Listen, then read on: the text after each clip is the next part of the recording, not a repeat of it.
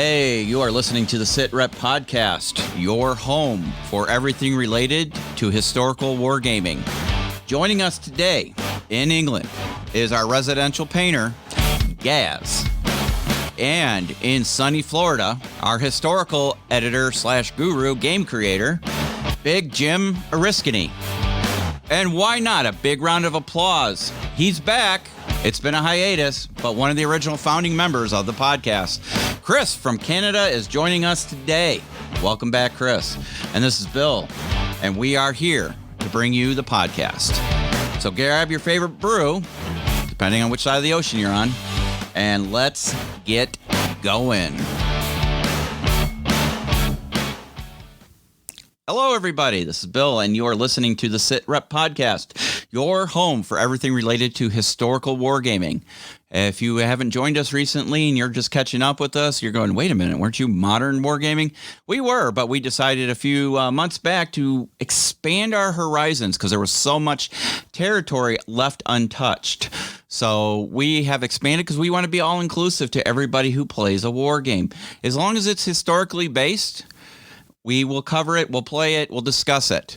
So joining me today, after a long return, the man from the Great White North, Chris from Canada. Chris, welcome back. How's it going, eh? Good to be back. Good to have you back, friend. For those of you who have joined us recently, Chris is one of the founding members of the podcast. Him and I, we shot this idea around what's been 2 years now, Chris. And yeah, I know. And, you know, we were like, hey, let's do this. And we're like, okay. And so, you know, and here we are 2 years later, still going. And Chris is back. He took a little time off to, you know, handle some stuff and concentrate on setting up his, his own Facebook page. He's got Walkabout Games. If you guys haven't followed that one, make sure you're following it.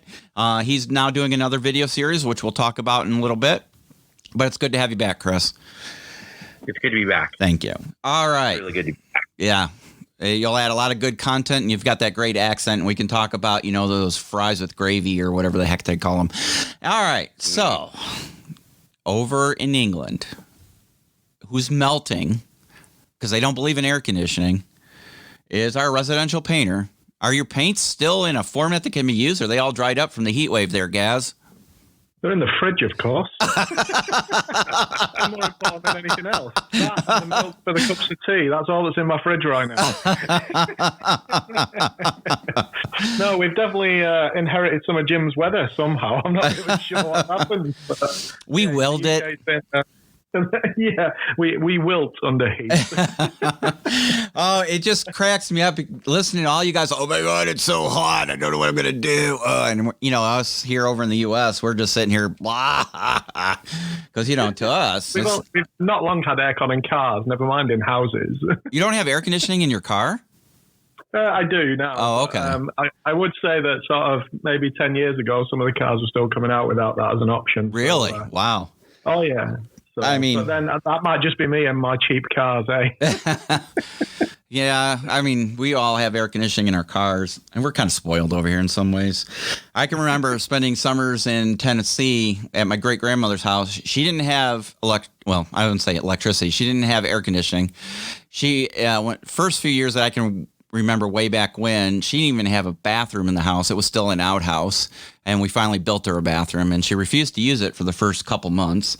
So, I mean, there was a time where I really roughed it, but yeah, it's kind of enjoyable watching the people over in the UK, lamenting their demise over the heat wave. So that's awesome. And I know you don't rough it anymore because I've been to your house. I've seen your TV. I've seen your fold-out couches. You've got sofas over there, so I know you don't rough it anymore. Uh-huh. All right. Let's say hello to the man in the great south of the United States. They're in the tropical paradise of Florida. Jim, how are you today? I think by tropical paradise, you mean Hurricane Alley. Yeah. Other than that, yeah, we're doing okay. Well, you know, a hurricane is just an excuse to have a party. Oh, yeah. I mean, trust me, we're used to them. So we're 2 weeks into the height of the season, maybe 2.5 weeks. We got about 6 weeks left, and then we'll be all right. Usually by October 1st, you're okay. There are exceptions, but once you hit October, the weather cools off. The hurricane stop, and then you brace for the true bane of living in Florida, the horde of barbarian New Yorkers that pile in from all the snowbirds. That's when holiday season starts. Uh-huh. Oh, God. We'll see how it happens this time with all the virus and nonsense going on. But, right. Maybe there'll be some silver lining, and more New Yorkers will stay where they are instead of coming down and making our lives living hell. But other than that, things are great. Good. All right, guys, let's start talking about wargaming. We've got a lot to talk about today. We've got an op center to talk about. We've got a video series from Chris to talk about, and Gaz has to talk about his upcoming part 2 of his painting tutorial, and he's talking about the vehicle this time. And then we've got some news, and we have a little transit game we're going to talk about. By the time this airs, we'll have already played it. So, we can't predict the future. I'll predict it. The GRS win. I mean, it is what it is. So with that in mind, the command team discussed it, and we feel, and I'm hoping everybody out there will agree with us, that we feel it's better if we record the day we release. So you're getting real-time, actionable intelligence. Ooh, you like how I put that in there? So, when we talk about something, it's literally happening, right after the show or whatever. It's not going to be, 2 weeks ago, by the time this airs, this will blah, blah, blah. So you'll be able to follow right along with our escapades. So that's what we plan on doing. This show here will go out next Saturday, which is, what's next Saturday? August 22nd. Thank you. 22nd. And then the next episode after that will be in real time live. So what'll happen is we'll record it in the morning and we'll release it that afternoon.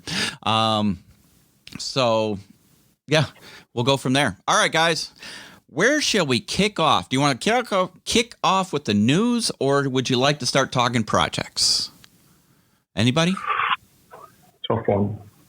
We'll probably get the news out of the way. Okay. And if anything comes up in that'll dictate the length of the show as well. Okay. Let's hit it. So, having looked through what's coming out historically at the moment, and obviously this is for the last couple of weeks, Test of Honor have now brought out an expansion. I know some of those lovely models, are they still shrink wrapped or not, G? Yes. Yes, they are. Oh, no. Yeah. So this autumn, they're expanding their range. We're going to go into a different period, the Sengoku period, I think it is, which will focus on the battles, alliances, and betrayals during that specific period. As well as that, they'll be introducing some new clans that will come, along with some new miniature ranges as well. They're expanding on some of the ones they've already got. So, for example, the Yashigaru, which are the spearmen, they're increasing the models for that. So that's really nice because you can take them into your original force and have a bit more variety in the miniatures, poses and such that you'll be able to put on the field. So that's going to be interesting to see what comes of that and if it's going to have an inbuilt campaign or not. So, yeah, I'm really looking forward to seeing where they go with this. It's kind of been, I think it almost went under at one point. They were really struggling, but it seems to have had a bit of resurgence. I don't know if it was bought out or not. Footsore took it back. Andy Hopday took it back. Originally Warlord was their distributor. I don't know if they actually manufactured the miniatures, but they were the distributor of it originally, because that's how I got into it, is when Warlord did their pre-release. I bought the bundle. And then I don't know. Obviously, it was probably a business decision on Warlord's part that it just didn't sell as well as I thought it would.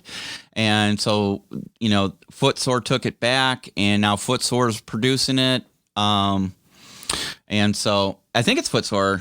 Correct me, anybody, if I'm... It's actually written by Grey for Now Games. Okay. But Footsore produces the miniatures. Okay. And distributes the actual rules and the game itself. Gotcha. Okay. So, yeah, but it's definitely had an interest. I belong to the Facebook group, so I get a lot of stuff on it, and it has a really good following, and the miniatures are really good. I mean, they really are. The only thing that's really stopped me from doing much with it is you have to devote a lot of time to assembling the miniatures. There's a lot of parts, And it's one of those things, if you have no other project you really want to get done or work on at the time and you have time to devote, it's a good thing to do. But, as we know around here, there's 20 gazillion different things going on. So, I'm looking at a stack of Harry Potter miniatures that somebody has yet to take out of the package. This is an example. So, it's just all that. I still have North Hag sitting over here in boxes that I have to get to going because Chris is making me look like a huge slacker. We have our 13 hours, 13 days that we're actually progressing quite well on. I should be able to finish the table up this week. So, Sweet. Yeah. So I'm just waiting on a few more terrain pieces to come in today, and then we'll finish it up. So, yeah, Test of Honor, I hear, is a really great game. I read through the rules, the first edition rules. They seem pretty good. I watched some videos on how to play, and, it seems like a good game. I just, unfortunately, haven't had the time to devote to it. So we'll see. It seemed pretty Test of Honor seems pretty popular at Historicon 2019. Oh, yeah? There were at least 3 tables, if not more. Nice. I'm probably missing that. But yeah, not beautiful tables too. Like I guess they use like the acrylic to make like actual clear water. I mean, most of us just put like a sheet of like blue paper on the table, and that's our lake or whatever. But they had like that. There was actually like a divot in the table, and they had like that clear acrylic and actual like little miniature bonsai trees. Wow. Yeah, high effort game. I definitely agree. Just looking at the miniatures, you can tell that was not like a single cast. I don't know that much about casting, but you just look at the miniature, the poses, those long, slender weapons, the spearmen that Gas was talking about, or some of the other like scythe type weapons, or even like the wakashani or the katana swords. And you're just like, yeah, there's no way that came out of the mold in one piece. Somebody spent a lot of time not only painting the miniatures but putting them together. They're like a lot of times miniatures look big and chunky, like the swords look like hatchets, and the guns look like under the arm mortars somehow. Yeah. They have like these heroically scaled things. These miniatures, at least the ones that I saw, were like realistically proportioned, like super slender. The spears looked like they could snap if you looked at them. So really highly detailed, really high effort minis. But man, let me tell you something. At least going by the tables I saw at Historicon, worth it. Yeah. Even for someone who doesn't really get into that period, those tables were amazing, and the miniatures definitely as well. Awesome. Sweet. In other news, Battlefront Pictures. I know Tim's a very big fan of their 15mm range stuff. The Waffen SS came out recently, and they've already started to add some of the smaller sort of auxiliary units, and such as the Panzer Grenadier Company HQ. We're starting to see their infantry platoons, their mortar plates. So they're already starting to add to that. What is it? Always seems to be a very good starter set or an army box set that comes from Battlefront. You really do get good value out of them. Now, is this a reissue or is this new? It's my understanding that it's new. I think it's because they switched over from metals to plastics. Gotcha. So this could be their first sort of entire block of plastics in relation to the Waffen SS specifically. Okay. Very cool. So let's have a little bit of a history moment. Jim, what is the Waffen SS? Is it actually part of the SS? Unfortunately, yes. Yeah, so get ready, guys. Yeah, the SS is a very tricky thing to talk about in World War II history. It's definitely where most of the really terrible things in European World War II tend to come from.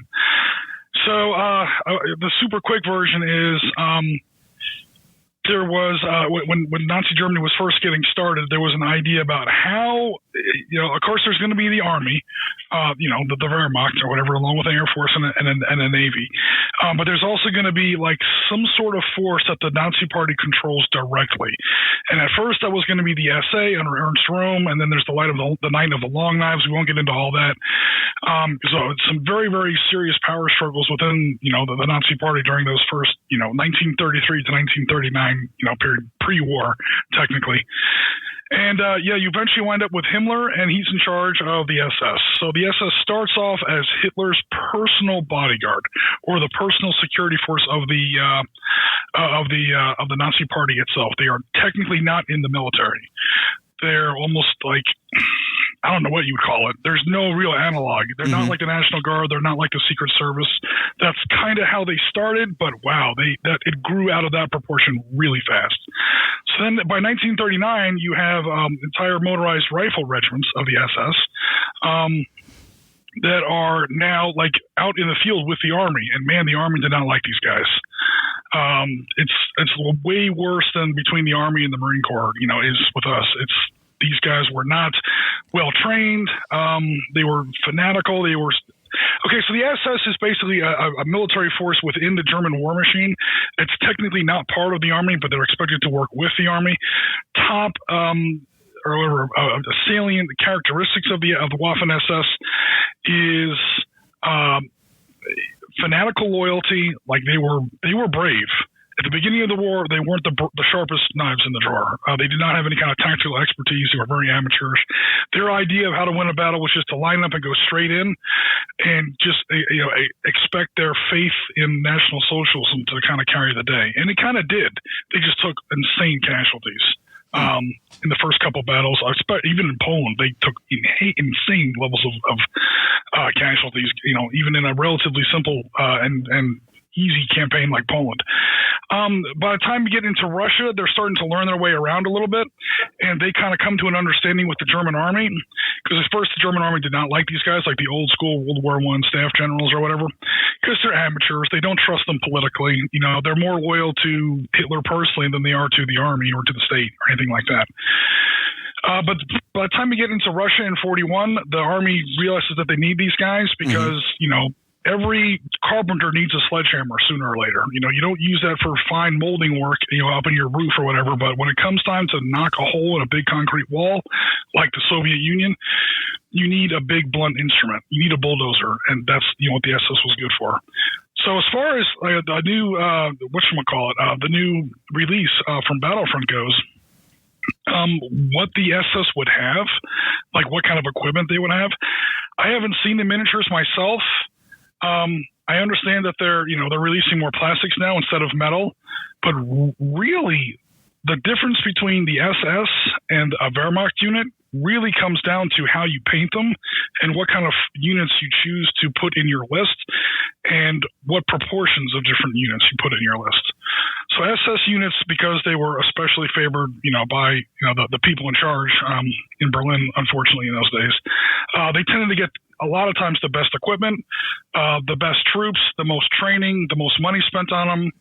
And so if you want to build a serious German force, especially later on in the war, an SS unit is historically your best bet. I know some players don't like to play with SS because of all the history that goes behind it, but that's where you get some of the really kick-ass units. And full infantry platoons, they were the first to get reinforcements, they were the first to get supplies. And then once you get past the July 20 bomb plot, they're really the only people getting supplies, because by now Hitler does not trust the Army at all. They literally tried to kill him. So he doesn't trust them at all, and he just gives almost everything to the SS at that point. So were they part of the SS? Yes. Were they in charge of the concentration camps? No. Were they in charge of the Einsatzgruppen that commanded like the really horrible stuff in the Soviet Union, Baba Yar and so on and so forth? No. Did they commit ungodly atrocities in the field? Hell yes. And was there a lot of interchange, like units getting transferred in and out, individual people getting transferred in and out? Yes. So yeah, SS is tricky. Specifically, when they're talking about SS in Normandy, I think that's what the set is for. You're talking about 1st SS Leibstandarte. That's literally, lifeguard or life regiment of the German Army. They started off as Hitler's personal bodyguard, and 12th SS Hitler Youth. So they basically had this thing called the Hitler Youth. It's kind of like the Boy Scouts, super evil, like Satan's Boy Scouts or whatever in Nazi Germany. When you get to Eagle Scout level, like 16, 17, 18-year-olds, then they just send a wave of recruiters through there, and they pretty much just shanghaied all these kids out of the what was basically the Hitler Youth in those days, and they put them in Normandy. And these guys went up against, specifically for Chris, they went up against Canadians, and there's a lot of atrocities going on there. So yeah, you hear things like Kurt Meyer and the 12th SS Hitler Youth or whatever. That's probably what a lot of people are going to be playing with this base set right off the bat. yes, they're named Hitler Youth, but by now they're 18 and 19 years old. And they've been indoctrinated literally since they were 6. 6, like really, really young age. These are some absurdly rabid, hardcore. These are not the guys they turn out to be not so bad after the war, kind of German troops that we like to read about. These are the bad ones. Seriously. So, yeah. The Canadians call them.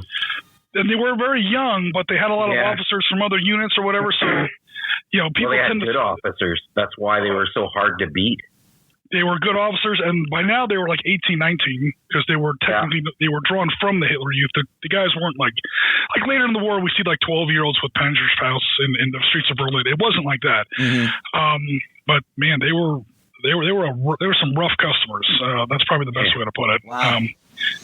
Okay. Definitely. Well, see, we know who to go to when you need an answer. That's awesome. Thanks, Jim. Because honestly, and they're not the same as the Wehrmacht. The Wehrmacht is the German army, correct? The Wehrmacht is the German army. It's the ground army. This is going to be a horrible analogy, but the Waffen-SS is almost like the Marine Corps. That's a horrible analogy. I apologize in advance, but it's the closest thing I can come to. It's about the same proportion, especially in late war, as far as like the size of the U.S. Army and the size of the Wehrmacht or whatever. The size of the Wehrmacht versus the size of the Waffen-SS. The Waffen-SS started off as a couple regiments, really battalions, that are literally like the Secret Service, like 700 or 800 guys. Their job is to protect the Fuhrer from assassination attempts. Okay. That's them in like 1933, 34. By 1945, they top out, I think it's at 33 divisions. Something like almost 400,000 people. And most of those are like police divisions and garrison units and not the best guys. But you got that core of units at the inside of the Waffen-SS that are not only insanely badass battlefield. I mean, they were excellent soldiers. You can't take that away from them. They just have a lot of blood on their hands that doesn't belong there. You're talking about 1st SS Leibstandarte, 2nd SS Das Reich, 3rd SS Death's Head or Totenkopf, 5th SS Viking, which was a lot of troops from Scandinavia, Finland, Denmark, and Norway. A lot of guys also there as well. The SS included troops that weren't just German. The last German soldiers to fight, legend has it, and the Battle of Berlin was, I think, 13th SS Charlemagne Division, if I'm getting that number right. They were basically French and Belgians or whatever. You've got 12th SS Hitler Youth we've already talked about. 8th and 9th SS Panzer Divisions were the ones that we're up against in Operation Market Garden. So you see these guys all over the place. The only place you won't see the SS, really, is North Africa. There really weren't any SS units in North Africa. There were a few police units here and there, but really not really. So don't ever really put SS units in North Africa in your desert games. That's another reason why the Desert War has that very clean reputation, which it doesn't really deserve. Mm-hmm. But that's one reason why it has it, is because there were no SS units in there. Wherever the SS goes, the war gets ugly in a big friggin' hurry. Big time. I mean, even in Normandy. Normandy is not looked at as like the Eastern Front, Stalingrad, Kursk, like, oh my God, just mass killing of prisoners and civilians. But once you get the SS in France even, 2nd SS famously was in the southern part of France when Normandy hit, and their orders were to head north as fast as they could to meet, the U.S. forces and the Allied forces coming ashore. And along the way, the French resistance did the very best to stop them. And so 2nd SS, that's Das Reich, by the way, 2nd SS Das Reich just literally burned a path through the inside of France. And they just like, this is where you get the stories of locking up the whole village in a barn and lighting the barn on fire. Oh, jeez. This is literally where those stories come from. It was a guerrilla war, and we all know how those go. Now, put the SS as the air quotes first world force on the side of an insurgent war, and it's going to get ugly really, really fast. So again, not everyone likes to play with the SS. I'm sure these are great miniatures. Again, unless there's like some, I don't know how detailed the factual infantry figures are, but the infantry figures are going to look pretty much just like the Wehrmacht. It's just how you paint them. Mm-hmm. The vehicles are going to look exactly alike. It's just going to be how you paint them and what markings you put on your vehicles. And then, as far as your list goes, especially if you want it to be strictly historically accurate, you give your SS units a lot more good stuff. Panthers, Tigers, the good artillery, the good machine guns, all that stuff. You give them all the best gear. That's pretty much how you build an SS army in miniature form. Wow. The infantry models that I saw, they have the smocks on. Okay, you can actually tell the difference from the Wehrmacht blouse jacket and then the smock. There's quite a bit of a difference. So when you're doing the P dot and other camouflage, yeah, it's going to look cool. Oh yeah, I mean, historically there was you could tell. Looking at like a 6-foot man right in front of you, I just didn't know how detailed the miniatures were.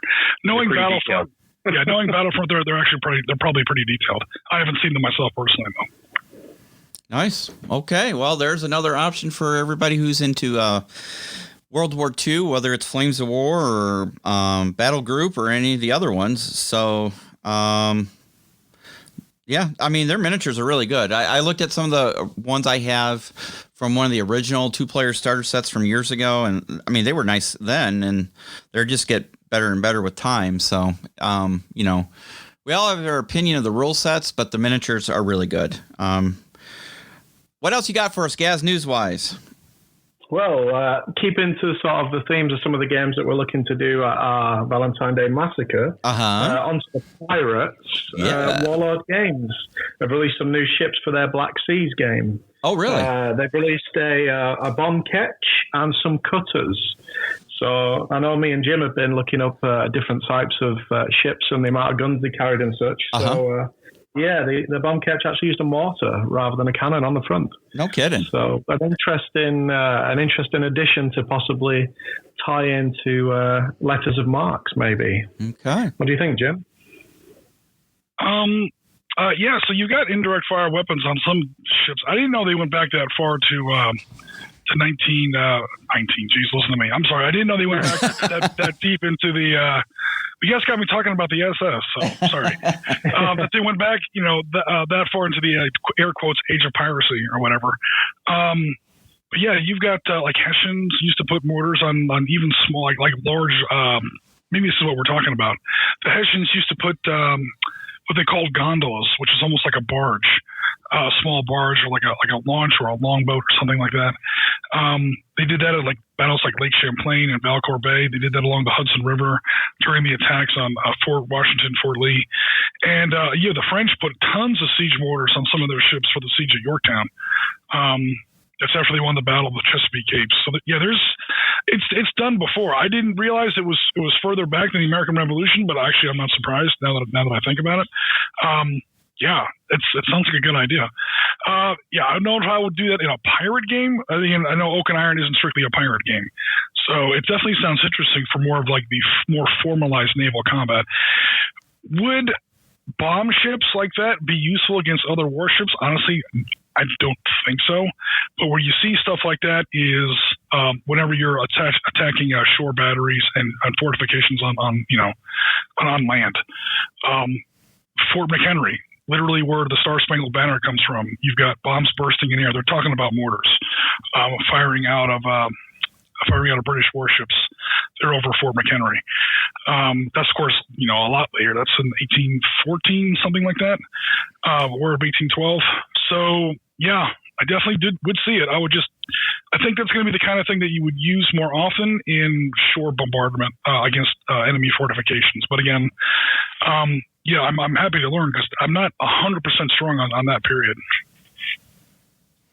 Well, yeah, it should be interesting. Yeah, it will be. Definitely add some speed to the game, so you could really open up some options, especially with sort of Black Seas itself. We found how agile the smaller ships and how hard they are to hit, and what we've been playing, I can see that carrying across to some of the other game systems. And we'll be exploring that era after September 12, 13, when we finish up our 13 days, 13 hours. Because you guys asked for pirates, so get ready for some pirates. That's really the only place you're going to get exploding shells. That I know of, at least in this kind of warfare, because you have like the classic three. You have solid shot, either hot or regular. You have solid shot, you have chain, you have bar shot, you have grape shot. None of it actually explodes in like a flaming fireball on the enemy deck. And as far as like how to do like naval combat in the age of wood and sail, it's remarkably hard to sink a ship that's built of wood. I mean, wood floats. So the only way to really destroy a ship, besides capturing it or completely blowing it into killing, which takes a really long time with non-explosive shells, is to set it on fire. The only way to really set a ship like that on fire is with some kind of explosive shell like that. So the problem is going to be hitting it, but I think really one good hit from any kind of a mortar or a bomb or something like that, landing on a wooden ship with rope and sails with its engine propulsion, I think that's going to be pretty much it for that ship. So an unreliable weapon, but definitely a powerful one if you can land a hit with it, would be my prediction. But again, I haven't played the game. Yeah, looking forward to seeing how it goes. Bringing it back to our old favorite, moderns. Futsal Minis have started to focus on Europe a bit more with release of their SBS, Special Boat Service. Yeah. US Navy SEALs. I know that'll bring a smile to some faces. The Boko Haram from IS, West Africa. So that brings you more into that area. And what I really like is they've added some war correspondents, which is quite a good selection, probably 8 to 10 of them. Yeah. And some European civilians, so people sort of wrapped up in heavy clothes. So sort of the Scandinavian area, you could quite easily roll them anywhere through either winter play in Europe all the way up to permanently into the colder areas. So they've really sort of expanded, and I wonder if they're looking to maybe add a point of focus into Europe. So it'd be interesting to see what's going to come next from that. Is this for moderns? Yeah. Yep. Modern civilians dressed up in cold winter clothing brings me to the Balkans War of 90 to 92. You see a lot of civilians walking around, and I don't know if they tended to fight battles in the winter months, but yeah, they always seem to be cold. They shoot at us all the time, even when it was cold.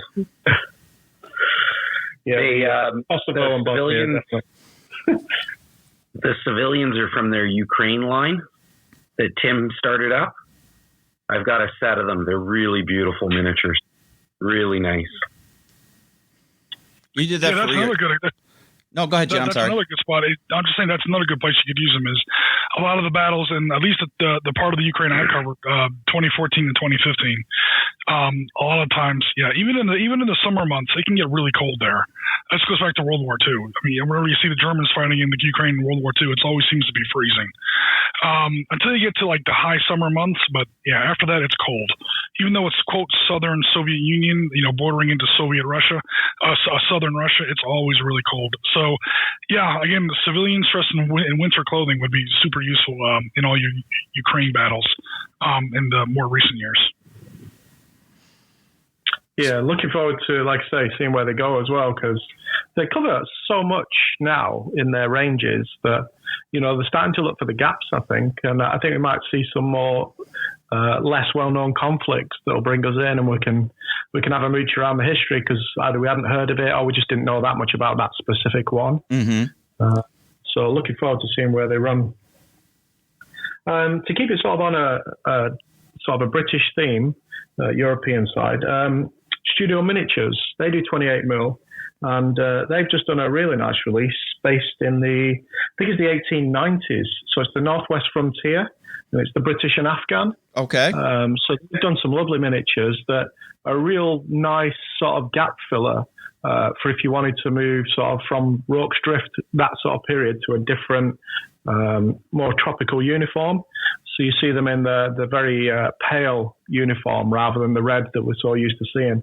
And the Afghan soldiers themselves, it's a lot of bolt-action rifles, but it's also the old swords and shields that they would have carried as well. Nice. Not just for ceremonial use. So some really nice additions to that range that fires the imagination, again, in a place you don't normally, well, I don't normally play anyway. That would be an interesting one to try out with some of that stuff. It's just amazing how much variety of games there are out there that people probably haven't even thought of or played, outside of a small group of diehard historical guys. So it would be interesting. That's awesome. Definitely. Yeah. The final one I'd like to bring up is Warlord Games. I don't know how far around the world this story's travelled, but there's a gentleman in the UK called Sir Tom Moore now. He was coming up to his centenary during the COVID pandemic, and he decided that he wanted to walk the length of his garden 100 times before he was 100 years old.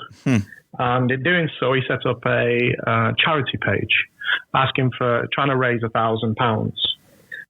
Having started doing it, I think it was one of his nieces or granddaughters, put it up on social media, and it sort of caught the heart of the nation. So he actually ended up raising for the National Health Service £32 million. Wow. Walking up in his garden. Off an original target of £1,000. All for original target of £1,000. Social media work in the right way. And he uses a walker assist, so the four-legged assist as he does this. Upon the story going wider and wider, he gained promotion back into the British Army because he's an ex-serving soldier. He was a captain during the Burma and Sumatra campaign in World War II, and he was in the old M3 Lee, of all things. Oh yeah. He served over there. And I think he picked up the honorary rank of colonel in the British Army. He's since been before the Queen to receive his knighthood. And it's just one of them really nice stories. But Warlord Games have brought out a miniature of him during World War II. So I think you can buy the miniature on its own. I think you might be able to get it with an M3 Lee as well. It's quite a characterful one. It's the profits from the miniature will also go to the NHS Trust. Nice. So it's almost like a continuation. And during what was probably one of the worst times the world's seen, our nation came together behind one man of 99 years of age, and his walks up and down his garden. That's when incredible. He completed his 100th one, it was news. It was on the news broadcasts, and the original unit sent down soldiers to be on either side as he finished his 100th one. So for anybody out there that wants to have a look into it, obviously there's loads of stuff on YouTube and such. But yeah, Warlord Games are doing. It's probably a limited time. I'm not sure if it is or isn't, but they've done a sculpt from him from World War II, and the profits will go to a good charity. Nice. Good. So the M3 Lee Grant in Burma, that's going to be part of like that whole Rangoon Imphal counter invasion, like in 44 and 45, I'm assuming. Is that correct, or do we actually know? Does it say anything like that in the box? I've not seen the box. Okay. I've only seen the articles, so I'd have to wait until we got more information on it. It was Royal Armoured Corps, but that doesn't give you exactly where or what he was posted and what he was doing over there. I think we'd have to wait for that. I think what he does do is it comes as Tank Commander or as a standalone miniature. So there's two variations of it when you get it. But just a nice little sort of characterful addition to a force that it can either represent or it can just be a nice individual. Very nice. Well-deserved honor for somebody who earned it. So well-deserved. Awesome. All right. That's the end of it for today. Is that it for the news? That's it for the news. No. Oh, no. There's more. From me. I know you guys have had Robert Salters on the show. Yep. He has just released the expansion for Navy SEALs. I saw that in the last week or so. So that's come out. Empress has released, and I know how you guys are going to feel about this, the Mutt. Yeah. They've released the Mutt for their Vietnam range. Nice. There's a couple different variants for it. And they also released a T-55 to go along with their T-54 as well. Nice. And then That's one of those tanks that you can never go wrong with. I mean, no kidding. Eh? You will be able to use that on literally, except for maybe Antarctica, and I'm not 100% sure about that. I'm kidding, obviously, but yeah, you can use that literally anywhere. You're going to find a T-55 or a T-54 somewhere. Yeah, I think that's about it, though. I just wanted to make sure that everybody knew that the Navy SEALs expansion was out. Yeah, I imagine Marty will be definitely in that loop already. If he's not actually, he's messaged us. Pretty excited. Yeah, Robert messaged us, and he's going to be sending us over a review copy of that. So we'll have to check that out and see how that goes. So, yeah, Marty's all about that game. Yeah. So your Black Strike Studio board would be very good for that, wouldn't it, G? Yeah. Because it works on the system works on anything from 2x2 up, really. Yeah. Excellent. Any other last bits of news before we change on to some projects? Going once? Going twice? Nope. All right. Okay. So, Chris, since you're back, we're going to give you first honors. Let's talk about your projects. You got a video series that's going up. It's like every other Tuesday opposite of Gaz. So why don't you talk to us about that? Video coming. Awesome. I've recorded a whole bunch already. Okay. I'm just editing them all. So I'll be sending another one out to be posted. And the next one is another continuation on our battlefield for progress in our hobby. Okay. And that will be asphalt roads, dirt roads, easy ways to make them. Just expanding on what I did in my intro. And then we've got, I just got one of the teddy bear fur mats from Killing Fields. Nice. Thanks to them, they got me a mat, and I'll be doing a slight review, but also talking about how you can use fur mats on our gaming tables. Oh, nice. Or play fur, like even scraps of it as field, other things. So I'll be talking about that. Another upcoming video, I'm just waiting for 2 mats from Cigar Battle mats to come in the mail, and I'll be talking about their mats and how you can use theirs to improve your battlefield. Because it's not just about getting your guys painted. You gotta, where are you gonna play? Right. How are you gonna play? And one of the things that I'm also going into is, if you live in an apartment, how do you play in your apartment? How do you play if you don't have a game room? So I'll be going into that too in the series. And then I will be going, after that, we'll be going back, and I'll be talking about inspiration, motivation about painting and doing your hobby. And we'll talk about some different tricks and stuff like that. And then what else? I've got some review videos coming. Nice. On Empress Miniatures, probably the first one. And it'll be some NVA for their Vietnam range. And probably after that, Anzacs. So some Australians and New Zealanders. Fantastic. Diggers. And then a new company that's out, hasn't been around for very long, is another company called Full Metal Miniatures. And they have a line of Vietnam miniatures. And I'll be doing a review on their Viet Cong. And I'm building those right now. I've got bicycles just piled and strapped on with gear and equipment. And I've got a Viet Cong litter where there's 2 gentlemen carrying a wounded Viet Cong soldier. And so I'll be reviewing those. What else is going on? I've got a new toy. Oh, yeah. For a little while, but I couldn't use it because I didn't have the proper cleaning supplies. I needed IPA, isopropyl alcohol, and I got a resin printer. Oh, nice. Which one did you get? Yeah, I got the Mars. Okay, nice. So I've been practicing with that, with some great success and a couple, failures, as to be expected.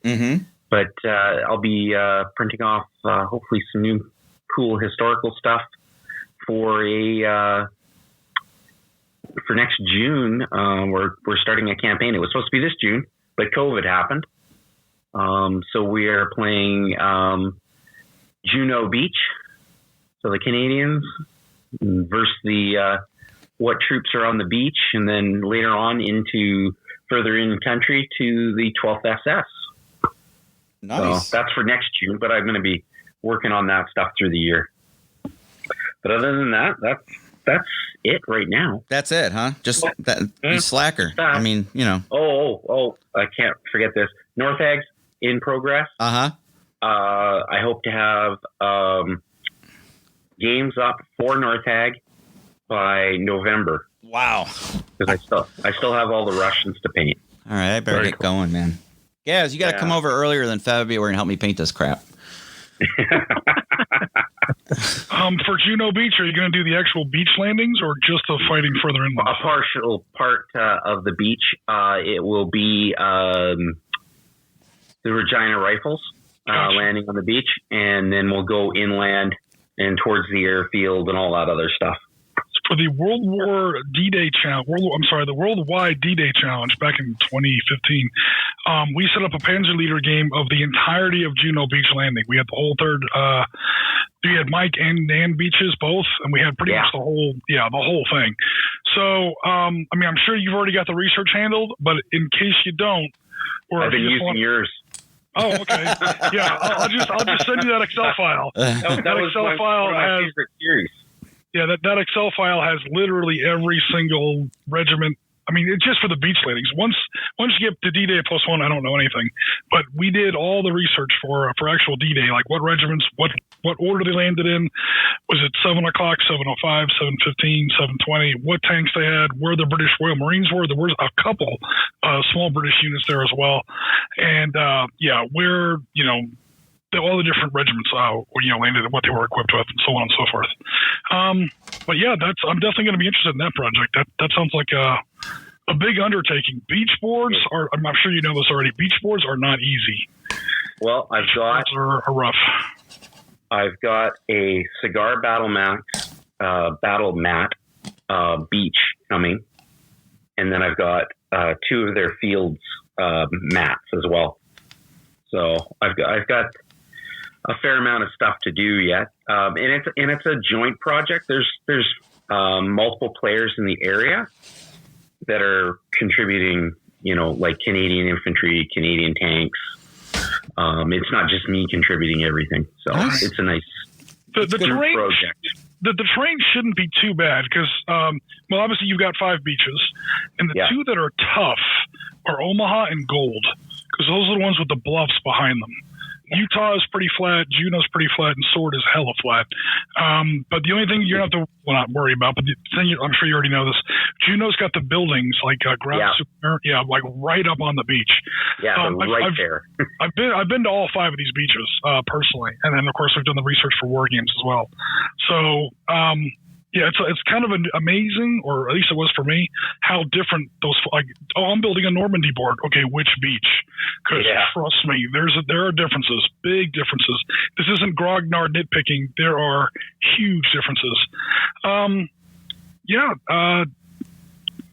Juno Beach is definitely an interesting one. I think it's the bloodiest one in the British sector, or I should say in First British Army sector. Gold was pretty rough, and Sword was actually pretty easy until he got further inland. But I think Juno was actually pretty scary on D-Day +1. Look, then again, later on they run into 12th SS, and it gets even worse from there. So. Well, I know the Sherbrooke Fusiliers took a lot of tank casualties on that landing, and when they progressed inland, they didn't have a lot of tanks with them. And the Hussars, I think, took quite a few as well. Some of the tanks didn't even make it ashore. The DD tanks. Yeah. The British beaches did better. I mean British and Canadian. British and Canadian beaches did better than the Americans did. The Americans were. Then again, it's kind of the Americans' fault, honestly. But yeah, even the ones that went relatively smoothly, like the British and Canadian beaches, did not go as well, at least as far as the DD tanks go. The British at Gold and especially at Sword literally ran the ships almost right up to the beach and then dropped them in the water. So their DD tanks are almost nil until they start taking fire from German anti-tank guns. But Juno Beach was definitely one of the rougher ones for sure. I think it's second place to Omaha. It's a distant second, but as far as intensity of the fighting and just ridiculous numbers of casualties, I think it's the second one. Yeah, it is, I think, and we started taking some really heavy losses once we got inland, and we started hitting the 12th SS. Oh, absolutely. So if you look at Normandy on a wider scale map or whatever, and this was the original plan. No British historian will ever friggin' admit this, by the way. Sorry, guys. Monty's original plan is that the Americans are going to tie down the heavy German units. They're going to make that hook into Cherbourg. And because of the way those beaches are lined out, the beaches aren't north to south. They're east to west, obviously. And the British and Canadian beaches are all to the east. They're the ones closest to Paris. And the big Seine River crossings that lead really into the white meat of France, so to speak. So the original plan was for the breakout to happen there. The Germans saw it once they finally realized what was actually happening. And so that's why you have 1st SS, 2nd SS, 12th SS, the bulk of 15th Army. You've got the serious 21st Panzers, obviously, there from the get-go. You've got a lot of the more serious units there in the British and Canadian sectors, whereas the Americans are landing against 709th, 711th, half the damn division is Ukrainians from God knows where, until we get into Saint-Lô or whatever. The Americans actually have it. The Americans have the tough terrain, the tough beaches terrain-wise, but as far as enemy troops go, quality of enemy troops, yeah, it's not it's not that rough. But then that's why we have battles like Caen with Canadians and British versus those heavy SS Panzer divisions, and that's why what eventually happens where the Allies have to sort of reverse that plan. Where it's okay, the British are going to tie down the heavy German units, and the Americans are going to launch that breakthrough. That's where you get Operation Cobra and that big Patton hook to the south, and the Falaise Gap, and so on and so forth. That was not the original plan. Absolutely not the original plan. That's how it worked out. And again, it's because the British and Canadians were up against the really, really serious German units, and the Americans, at least through most of June into early July, really not. They still had a lot of problems in Saint-Lô. We went up against some Fallschirmjägers were there at Saint-Lô specifically, but Carentan also had some German paratroopers. But paratroopers are tough, but they're just infantry. They're even light infantry. As far as heavy tanks, big time, chunky, operational scale units, the British and the Canadians went up against all the heavy hitters in that campaign. Yeah, we went against the Taggers. Yeah, absolutely. Certainly. That's why, Saving Private Ryan's a great movie, but once they roll in with an SS division on D-Day +6 and we see a Tiger on the field, I'm like, come on, Steven Spielberg, you were doing so well, even though the poles on your beach are pointing the wrong way. It was one mistake. I could overlook that. But then once you get into that whole Battle of Rommel thing, it's like, no, you lost me. And that's where you actually saw some. I remember when that movie came out, you saw a lot of bitching and complaining, and rightfully so, from viewers in the UK and also Canada. It's like, why are the Americans up against the SS? That was our job. We were the ones fighting, the hardcore units, not you guys. Stop trying to steal some of the credit. It felt like. All righty then. Well, on that happy note, damn Americans stealing all the glory of everybody else. Well, what are you going to do? All right, Gaz. Hello. You have some painting going on and some other projects? Yeah, so we started what was going to be a one-parter doing probably the smallest models I've done yet, which 15 mil, but still took longer than the ones that are larger. So I did... the driver and a gunner for a 251 half-track German Flames of War model. And once I got through editing the first half, so to speak, it was about the right sort of length to post. So we broke it down into two parts. So I'm looking forward to picking up the second part, which will actually be the 251 machine itself. Excellent. I have done a number of Flames of War for my own force. Some of the guys have seen those, and I'll be keeping the same color scheme and carrying it onto the half tracks themselves. So it's already a sort of a proven color scheme, and I've documented it in a project in the past, but never on video.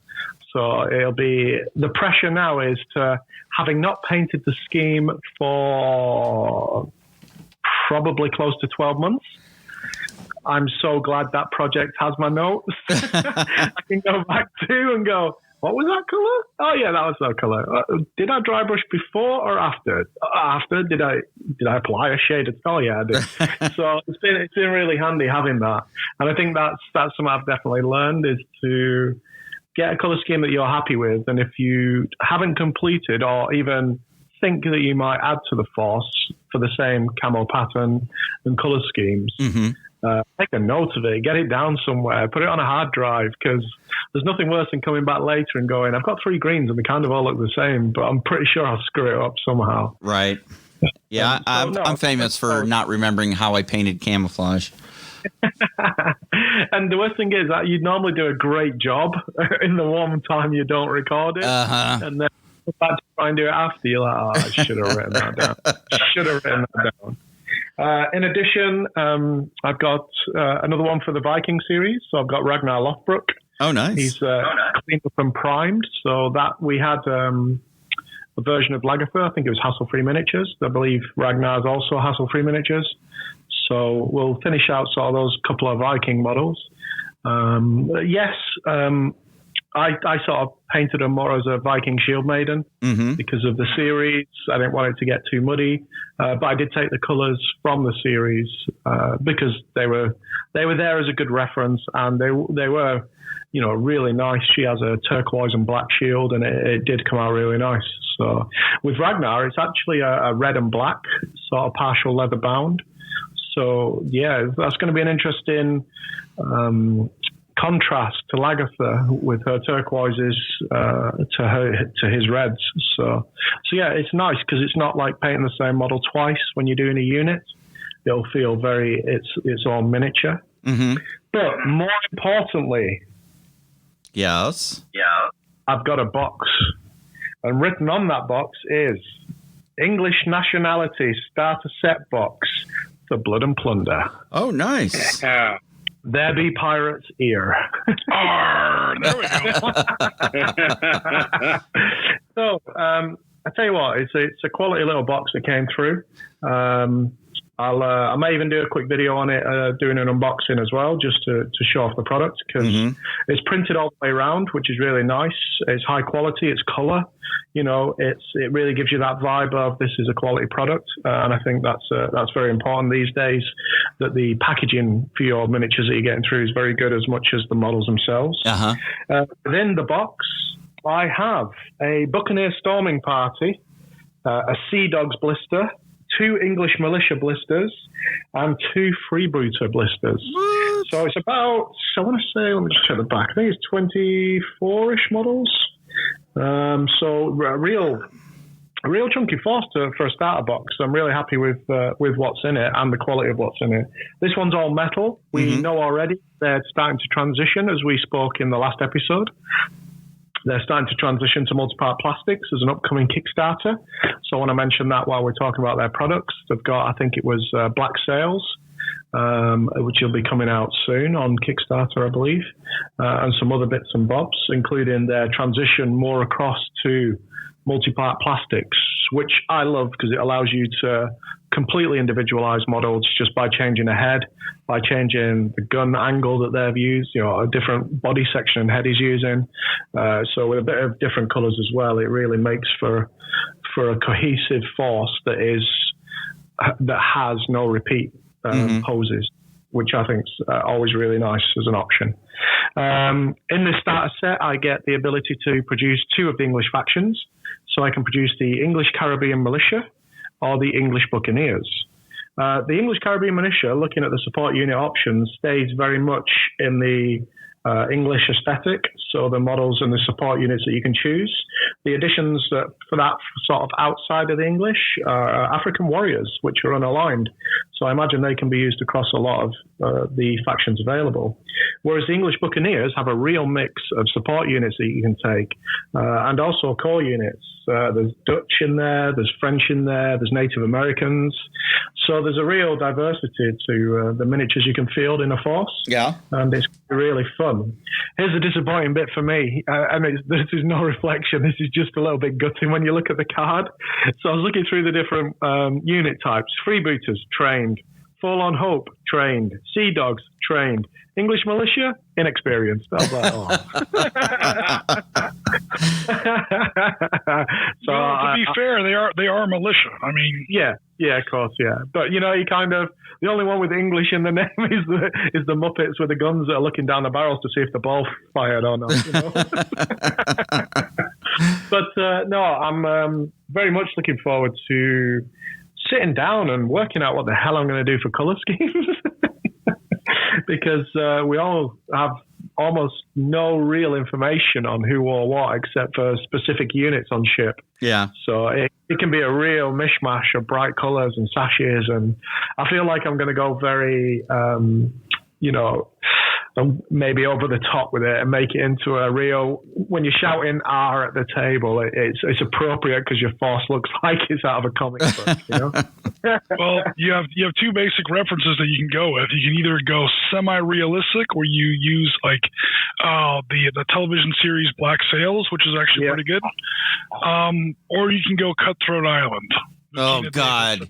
Did you really just mention that movie? That movie is underrated. Underrated? Oh my God! I'd rather keelhaul myself than watch that movie. As opposed to Pirates of the Caribbean with skeletons and ghosts. What? Undead monkeys. That's my favorite ride at Disney World. It's okay. No, both movies are absurd for different reasons, but totally. No, it's a great set. Really pleased with it, and obviously this will give me a scope into how much cleaning I need to do, if there's any flash mold lines in the build up to doing a Force 4-hour pirate table. Yeah. Boy, the pirate table's gonna be real easy. Blue cloth, done. Oh no. So for hobby-wise, I've got quite a bit in the pipeline now. There's 24 miniatures in that. I'll probably use one maybe from each unit over the course of 2 or 3 months to fill in between something else so people don't get tired of seeing the same things. Like I say, the good thing is some of them have got specific uniform due to what they would have been issued, and then some haven't. So I can jump around the color schemes so we can see how the contrasts and the other colors, the layer colors, sit on the miniatures. But yeah, really looking forward to getting stuck into them. Other good news is there's African militia are now en route somewhere between here and Plano, Illinois. Oh yeah, nice. Yeah. So the enemy forces are inbound. Inbound. Excellent. Man, this is becoming a reality. Holy crap. Wow. By the time y'all hear this, the first play test of the Transit game will have been completed. So we'll see how it goes. Yeah, and you'll find out you don't need the miniatures. Shots fired across the bow. All right. I see how it is. So, yeah, I mean, this has been, God, how long have we been working on this project? Or, we started talking about it December, January-ish? January 19th, the actual project officially kicked off. Okay. So, I mean, here we are almost 9 months later, and it's going to become a reality. So, guys, you got to stay tuned to that. Also, before I forget and let Jim out of the gates talk about his awesome Ops Center and other projects, we had a little contest on the last podcast. I got an extra set of the special edition convention minis from Spectre Miniatures for this year. I got a Baba Yaga, or more commonly known as John Wick, and Gun-Toting Santa. So we're going to be picking that winner here soon. So I'm going to extend the contest a little bit longer just because I feel like it. And get your posts in. Remember, the code word is Gun-Toting Santa. So make sure you get that posted. Funny Santa? Oh, Gun Bunny Santa. You're right. Gun Bunny Santa. Thank you, Jim. Sure.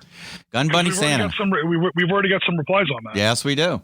So Gun Bunny Santa. So we'll be picking a random winner from the list of those who post that code word in the comments. So make sure you get that in. See how they snuck that in an hour and 4 minutes into the recording? So you couldn't listen to it in the beginning, couldn't listen to it at the end. So, all right. We also need to watch out for Marty sliding in under pseudonyms. However, I know where he lives. Oh, it's just down the road. Yeah, I know where he lives. It's great. We've got 20 new subscribers on YouTube. They all joined in one day, and they all put in Gun Bunny Santa. Just when Jim gets all fired up about our YouTube subscribers, it's just Marty and his trying to steal the contest. All right, Jim, the floor is yours, sir. All right, so we got 3 projects in the pipeline right now. I'll go over them super quick because some of them we've already talked about or we're going to talk about later. The first is, don't act surprised all at once, Panzer Blitz, Oriskany's favorite game, right? So Vasa and I have been doing some pretty heavy Panzer Blitz lately. We had a recent Panzer Blitz game set on the Eastern Front. Obviously, Panzer Blitz is the Eastern Front. Battle of Studzianki. I always have to pronounce that twice to even come close. It's a town in central Poland, and there was a large battle there, a famous one there locally too, in early to mid-August of 1944. It's particularly interesting or famous because not only does it have Soviets versus Germans during the liberation of Poland, but Soviets and Polish versus Germans. Not all the Polish fighting after the fall of Poland fought with the Western Allies, fought with the British. A lot of them also fought with the Soviets. Actually, man for man, a lot more of them fought for the Soviets. So we wanted to definitely pick that up. So we've got elements of 8th Guards Army and 1st Polish Armored Brigade up against, the Hermann Goering Division is there for the Germans, 19th Panzer, 45th Grenadiers. Anyway, the game was like 7 hours, so we didn't record it. Also, people probably tend to turn into zombies if they try to watch an entire Oriskany Panzer Blitz stream.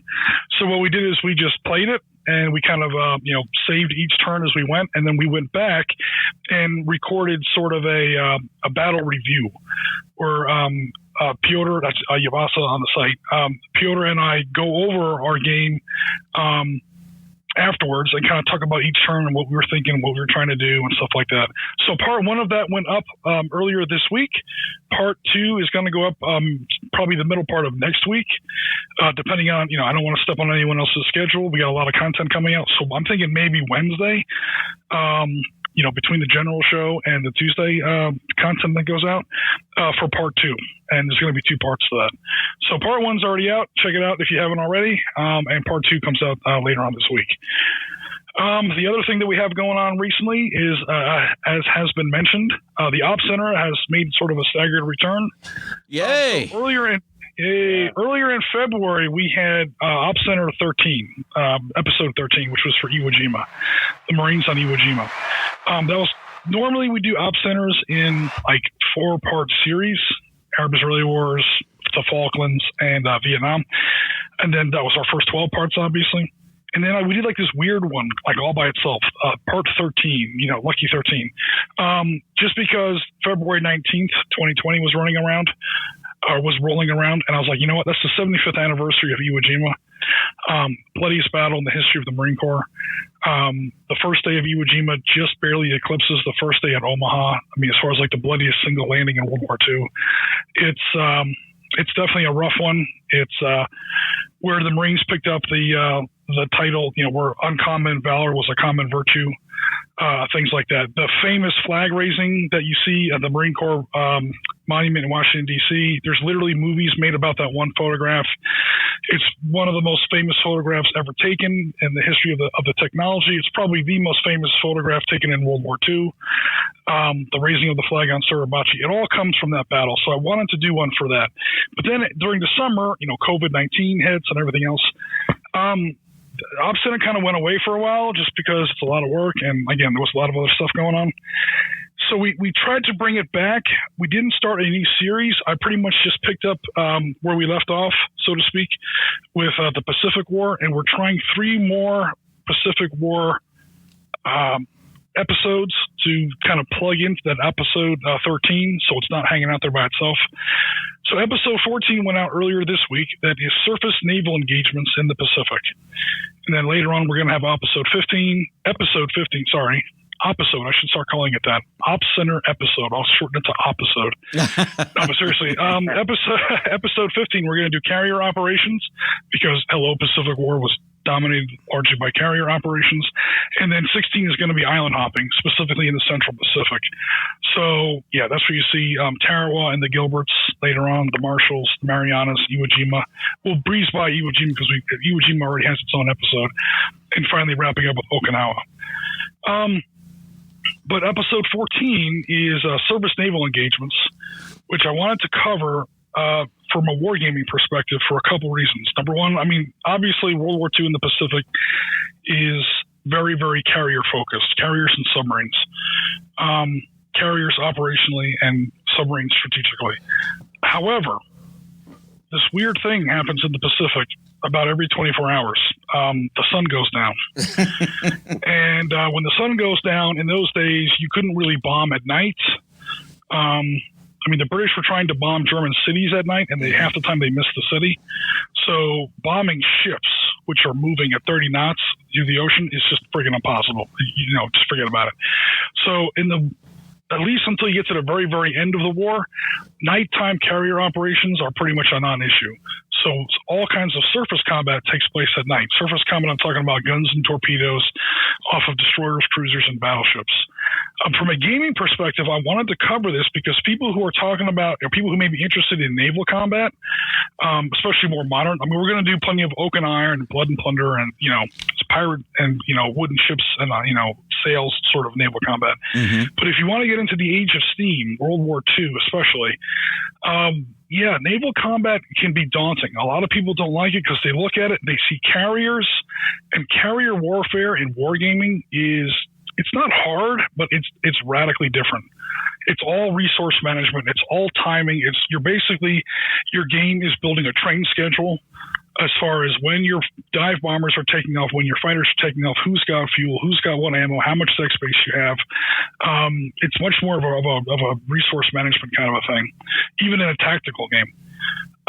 Surface combat for naval warfare is a lot more, or it seems to be a lot more accessible to players who are used to more traditional kinds of war games on ground or on land, you know, making that transition. Because you've got units that are moving, they try to close to visual range, you can actually see the enemy, you draw a line of sight, which isn't always as easy as it sounds, even on an empty ocean table. And you try to roll the hit, and then if you hit, you assess damage and, you know, try not to get hit yourself.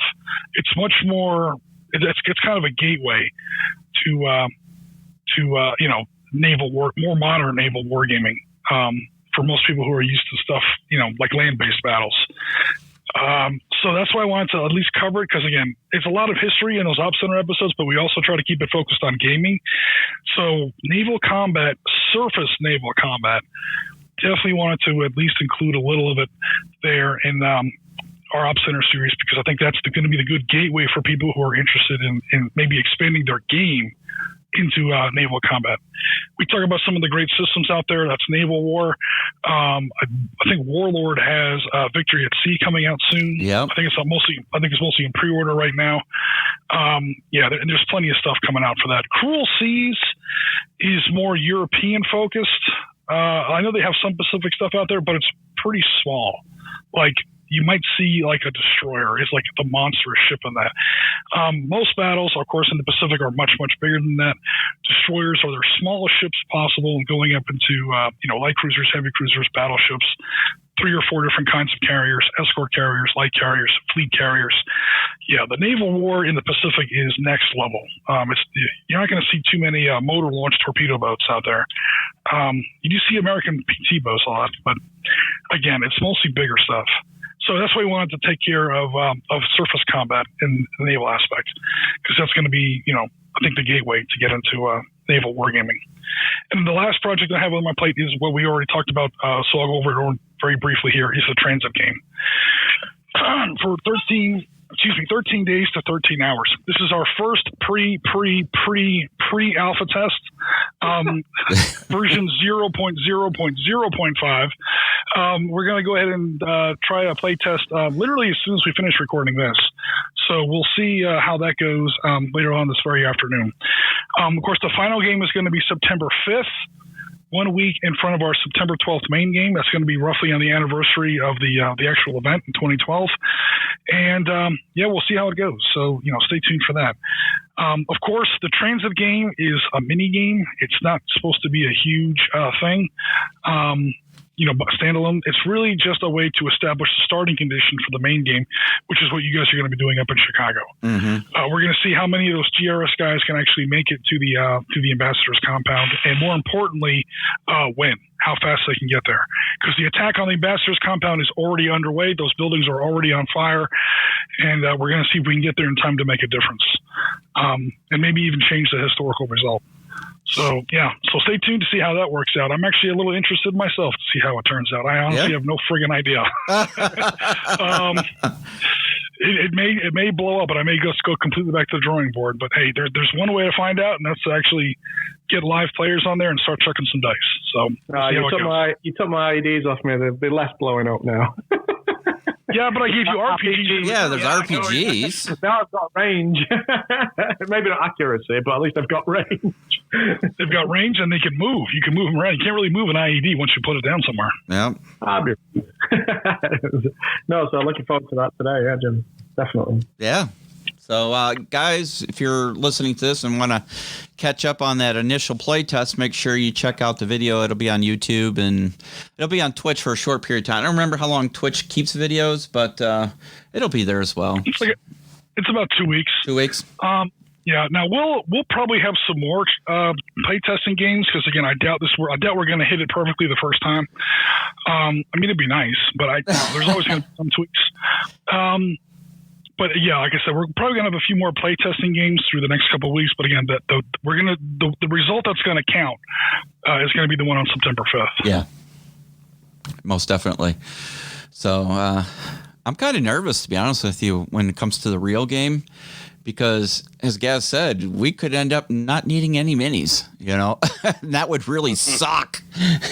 I'd have to do exceptionally well. Yeah, for that to be exceptional. Yeah. Again, the game isn't play tested yet, but I'm already kind of figuring out the math in my head and like looking at the movement rates and you might get there late. You might get there with not all 6 operators, but it's going to be damn near impossible. Yeah. You're heavily outnumbered, obviously, but Gaz, get ready to be frustrated at how impossible it is to actually these guys. I've had a look through already, so I've got a good feel for enemy forces. It's literally like, you know what?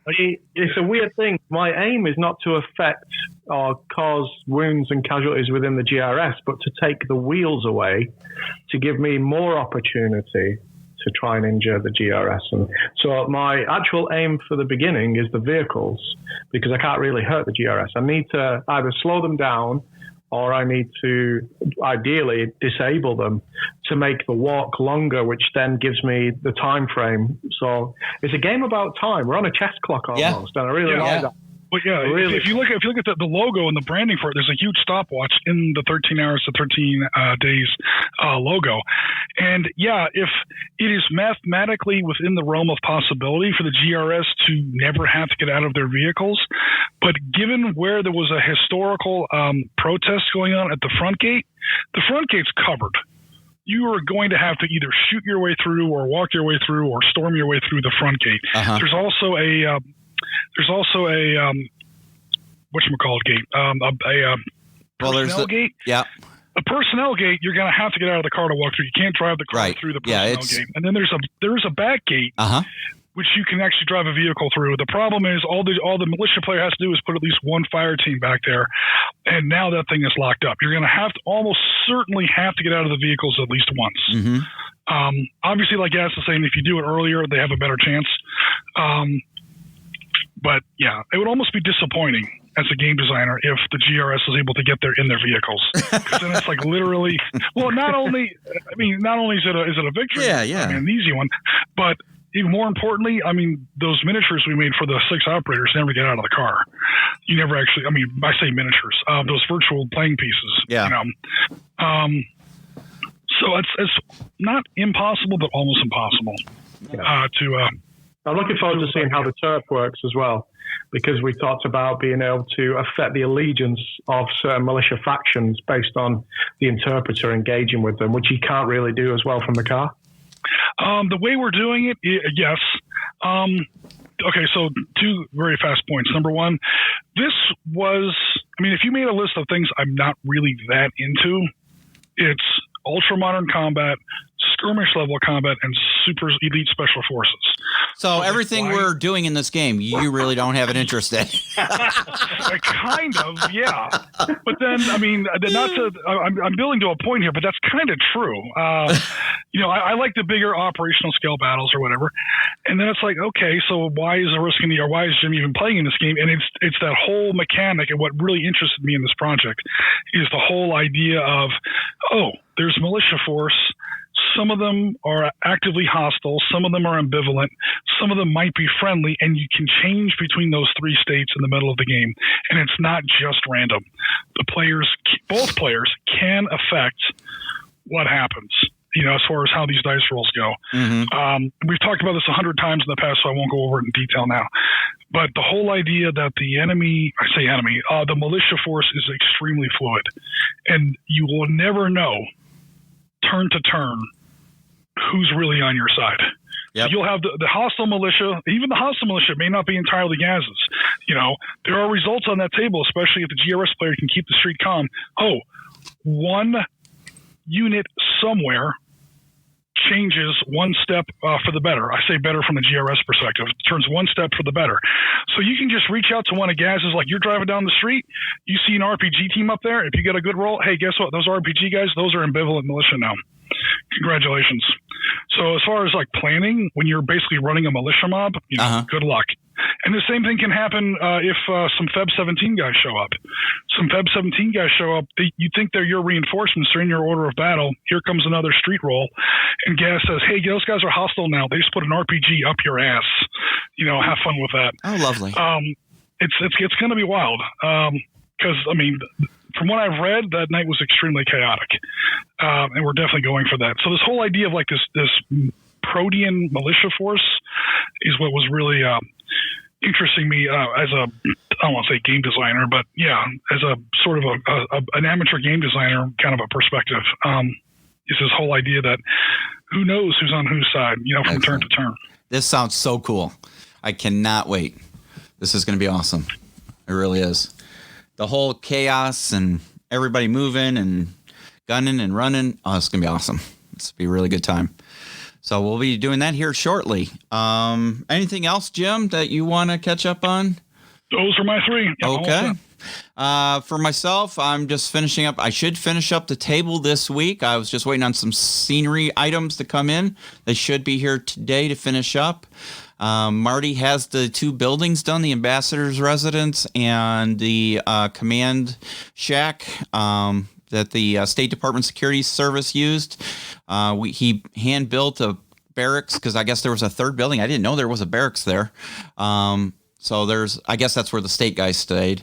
So we've got that. So I just got to finish the water feature for our artistic interpretation to separate the soccer area from the orchard. So we're putting in like a little irrigation canal. And then just put the trees in, and we've got some of the trees look really plasticky. You know, they're diorama trees, so they're from trains and stuff like that. So we're going to have to weather them and paint them so they're not plasticky, shiny looking. So that's not a big deal. It'll be easy enough. Hit them with either Tester's dull coat or Army Painter, the matte varnish. Yeah. Okay. Well, we'll definitely. I got both, so we'll definitely do. Doesn't Marty also have a whole lot of stuff built for the vineyard or those? Yeah, the vines he built. Okay. We had 12 or 16 sections of vineyard built, the vines, and we found out we needed 6 more. So he was building 6 more. So, and that'll complete that whole section. So, I mean, they look really good. We're gonna set up a time to get a video tutorial on how he built those because they look really, really good. So that'll be coming along. So hopefully by this time next week and by the time this airs, the table should be done. So that is the plan. And, we'll do any finishing up touches on Thursday. And then probably next general show, we will finish up character creation and just fine tune things. And then, we will be doing the transit game playthroughs. And then for real on the 5th. And then it's showtime. So, yeah, it's, and Jim, I have to say, I watched the Op Center the day it came out. I was like, wow, that's really cool. And it really made me want to play Naval Surface Warfare. So I'm like, when does the freaking thing come out? Victory at Sea? Because I ordered the starter bundle. So I'm like, man, I really want some ships. Then I was looking at GHQ. I'm looking at their ships. I'm like, no, I'll just wait. Because I need another box of crud to sit on the table, like I need another hole in my head. So I will wait and try and paint some of the stuff I have. A great rule set is available at naval-war.com. You have to remember to put the dash. 1.5 is out. Yeah, I was just going to say, I saw a thing he said he released an update. Yeah, this is the system that me and, oh my God, I'm going to super apologize in advance. Hendrik Simon Borgen, you'll notice in the Op Center, I never say his name. I just put him up there in text because I know I was going to mispronounce it. I've worked with him in the past. He's the guy that I wrote the 75th anniversary of Midway with over on Tabletop back in the day. So yeah, he's still got that site going. They're still making updates. It's for pretty much any miniature set, so he doesn't sell miniatures. But as far as the rule set goes, that's a pretty damn good rule set. We use it for carrier combat, and it does work, but it's especially well suited for surface combat. Nice. Yeah, you literally just register for the site, which is free, and you get you can download the rules no matter what. But if you register for the site, which again is free, you don't even have to register on the site to get the rules. But if you register on the site, then you get the cards, the playing aids, all the game function markers, the counters, and stuff like that. You can play with cardboard or whatever if you don't want to invest in a huge, he actually has some resources on his site for that as well. If you don't want to invest in a huge, a new pile of shame, so to speak, or if you're not sure if you're going to like the genre, if you're not sure you're going to like it, you can basically try it for free. And then if you like it, then hell yeah, start buying, 1 to 1,800, 1 to 2,400, or 1 to 6,000 miniatures. I printed all my ships. Awesome. Yeah, I love the. What scale are you going with? I did 1,200. Yeah, I think that's those. I got to look big. Again. So far I've only done the Bismarck, the Tirpitz, and what is it, the Hood. Oh, okay. So you're going in the Atlantic.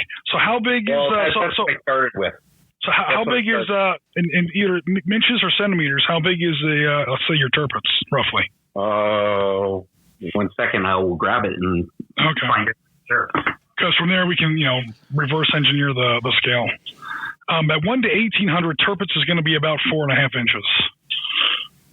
So if it's bigger than that, then you probably went with 1 to 1,200. 1 to 1,200 is awfully big for World War II naval miniatures. Well, the Bismarck is 5.5 approximately. Okay. And the Tirpitz is about 4.5.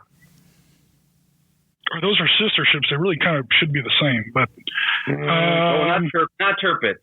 Okay, Prince Eugen. Oh yeah, heavy cruiser, perfect. Yeah, that's actually So 5.5 times 1,800 is 9,900 inches divided by 12 is 825 feet. Yeah, your miniatures are 1 to 1,800. Yeah. Okay.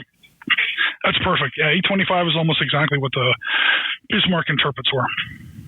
He's got a link on his if you go to his website for the rules, he's got a link on the website for files for pretty much every naval ship that served in World War II. Wow. That you can purchase. Yeah. Talking about Navypedia? Yeah. No, this is 3D Wargaming. It's off their site. Okay. And there's a gentleman on there. you can get any of the World War II fleets, even the French and the Italians.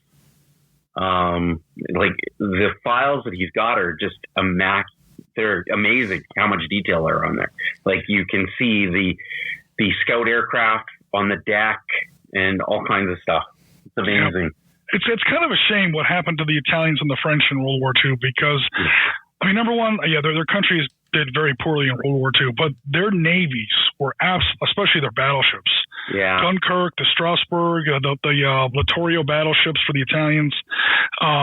Their navies never really got a shot to really shine. And those were some, especially surface combat. They had some awesome battleships, battle cruisers, heavy cruisers ready to go. That would have been a hell of a battle in the Mediterranean that just never happened. But again, that's what wargaming's for, and give it a shot. Well, that's where the Japanese came up with the idea for Pearl Harbor, was from the British attack on the Italian fleet. Yeah. They had the idea, but there was a lot of resistance to it in the Imperial Japanese Navy. The Army did not agree with the idea at all. They thought it was impossible. They were playing with the idea. They kind of made up their mind that they were going to do. Toronto informed their decision. Toronto said, hey, this really will work. Here's some things to look out for.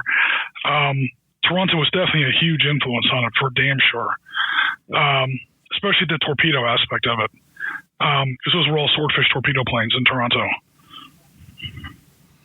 Awesome. Well, guys, we're going to go ahead and wrap up the show because we've got a little project we've got to get running here shortly. And, guys, it's been an awesome show. Chris, welcome back to the show.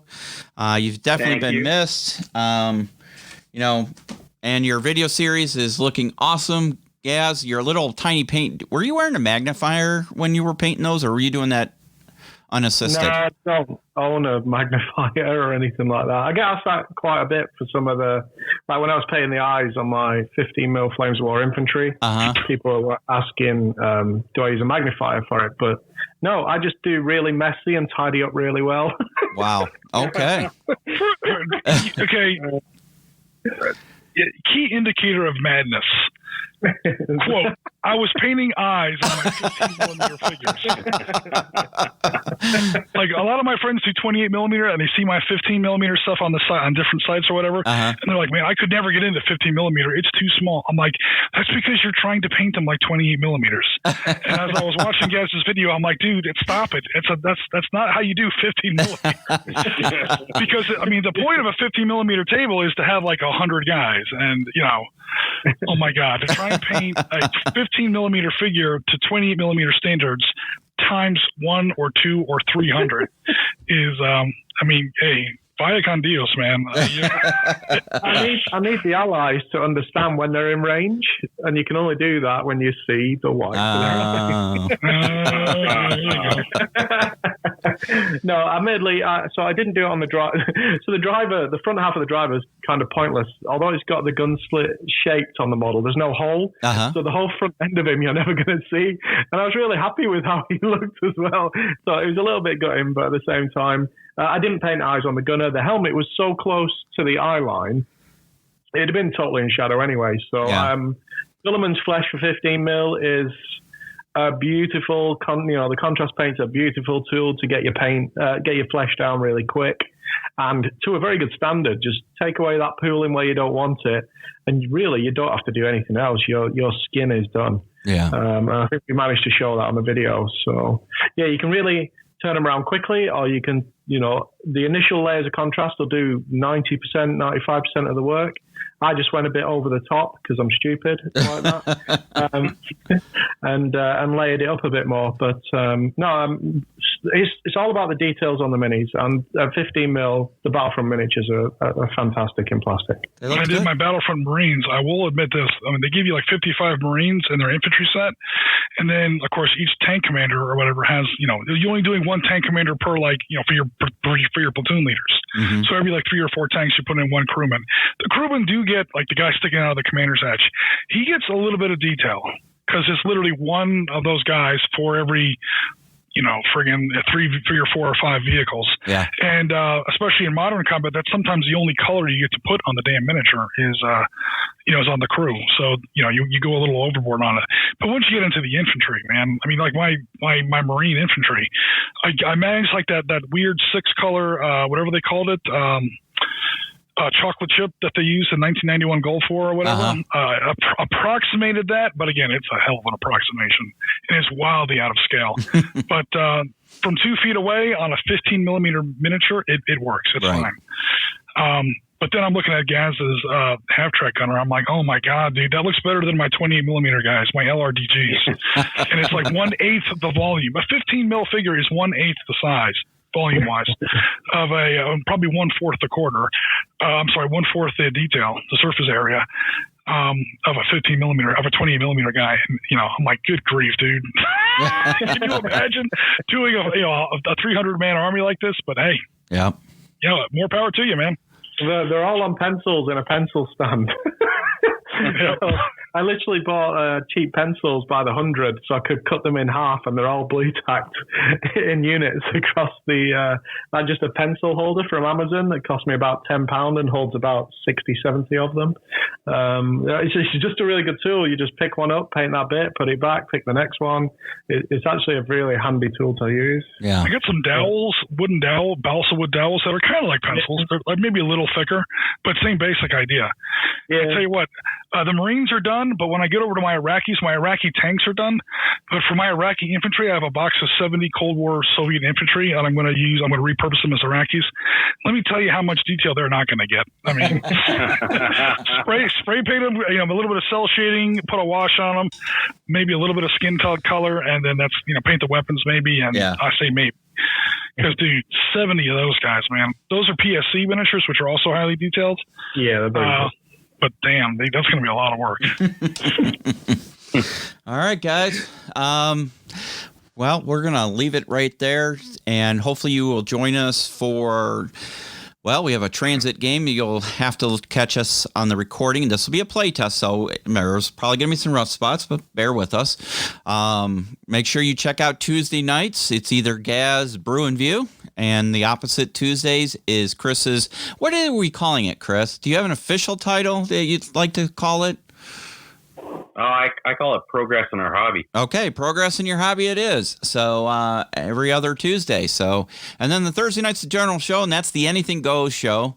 And that can literally be us working on a game table, painting miniatures, looking at rules, reviewing products, computer-based stuff, so it's literally anything goes. And that can be any of us who's got something they want to show off, goof off, or whatever. That's what the Thursday night show is for. And then on Sundays is Wargaming with Oriskany.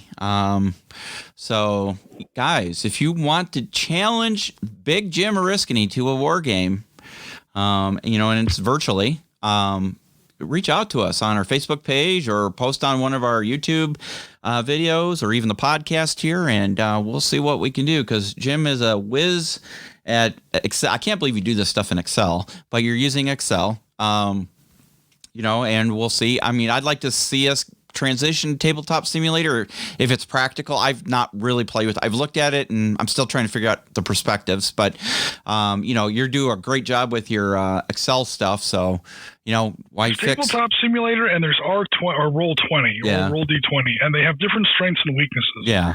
And the reason I'm not going into them yet is because sometimes it's difficult to play your own game in these platforms. Sure. Again, not always. And put in your own pieces and your own, stuff like that without going into coding and the whole 9 yards. Gotcha. So that's the only reason we haven't gone, jumped, hold your nose, close your eyes, and cannonball into that stuff. So far is there are some limitations insofar as if you want to play something that isn't in their library, which is pretty much everything I do. So that's why we're still going with our more generic solution, at least at the moment. Gotcha. Cool. So that's what goes on around here at the podcast. And remember, we have a couple contests going on. We've got the Spectre Miniatures Special Edition miniatures. And Chris, what is the code word? Gun Bunny. Gun Bunny Santa, right? Gun Bunny Santa. So, and then we have a giveaway for a two Army starter set for North Hag. So what was the contest for that one? Do we remember? I got to write this stuff down. I keep trying to remember all this stuff. I believe it was comments on the podcast with peers on it. So I'll have to go back and review that. But I'm looking right at the starter set. I got 2 boxes here, a Soviet and a British Army starter set and a rule book to give away. And then we have a 2-player starter set for Spectre for whoever predicts the outcome of 13 days to 13 hours. So we'll be picking a winner from that as well. So guys, stay tuned. And then Marty has already reached out to a few companies for our St. Valentine's Massacre gaming weekend. Knuckle Duster has kindly sent us stuff for the weekend. And he had somebody else already commit. I'm trying to remember off the top of my head. And I know we're working on a few others. So guys, make sure you get your tickets if you haven't already done so. There's a few left. And you'll get to meet the command team. So make sure you come out and enjoy. Tell your friends, tell your neighbors. And until the meantime, this is Bill for the Sit Rep podcast. And for the rest of the command crew, we appreciate you tagging along on our crazy ride through wargaming. And we will check you later. Take care.